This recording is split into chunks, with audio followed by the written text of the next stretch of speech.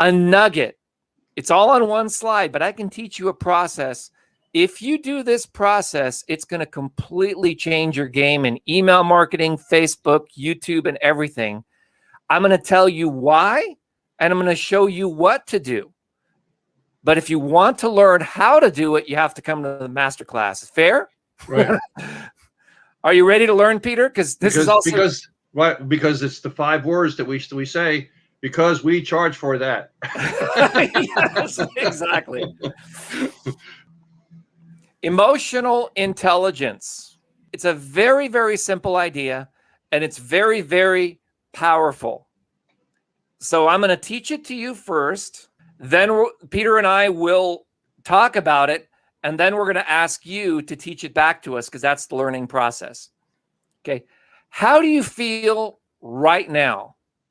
How would you ideally like to feel? Okay, so recognizing that there's a gap between emotionally how you feel right now and how you'd ideally like to feel, that's called the gap. Okay. So step number 1 is handling your own gap. Step number 2 is then doing the same process with a prospect. So let me go back to what Sammy was saying. I'm having issues not getting traffic and leads, but closing sales. It seems a lot of people can't afford what I'm selling. So what's happening is probably deep down inside of you, you don't really believe in the product you're selling. Okay. You've got to handle that, because people will feel it. Emotional intelligence is a transfer of feeling. Okay. How you feel is going to influence your copy. It's going to influence your SMS. You said, I've always thought email marketing was dead. Most marketers are moving to text marketing, which is better in your option. It doesn't matter, because the sale can come in invisibly when you align your feeling senses. It's invisible. It doesn't matter if it's email, Facebook Messenger, Telegram, Clubhouse. It doesn't matter. The product that you're promoting, you've got to handle your own gap around that product, which means that if there's something about the product you're promoting, you're going, you know what?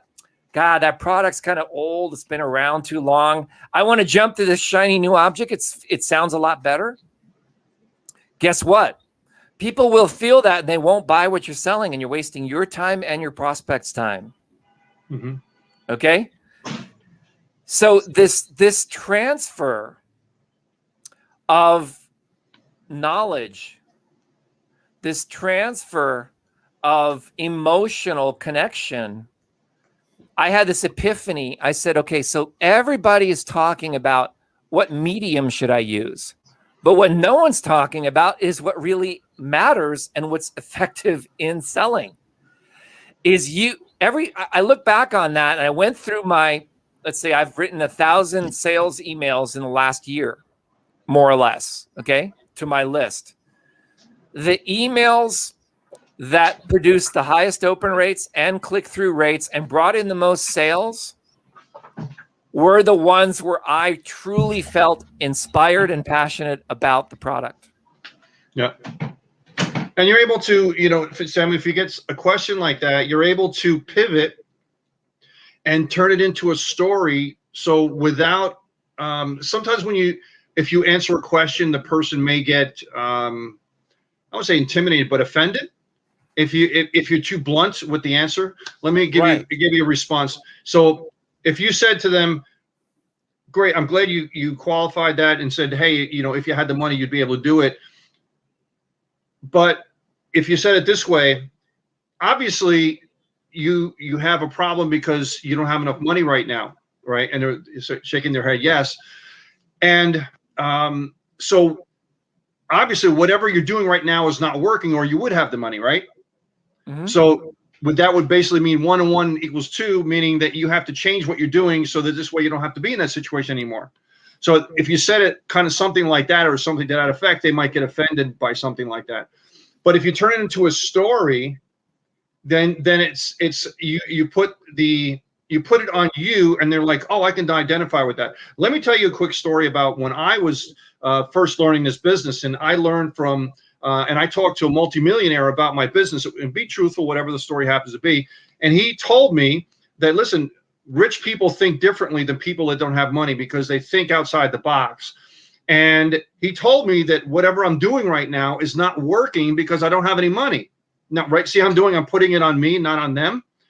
And I had to really think about that because obviously I didn't have the money, and it was true because I thought about it honestly about the situation that I was in. And so if you tell the story about putting it on yourself, they can identify with that without you actually saying that you don't have money, and you know, you don't want them to feel like, oh, I'm the loser, right?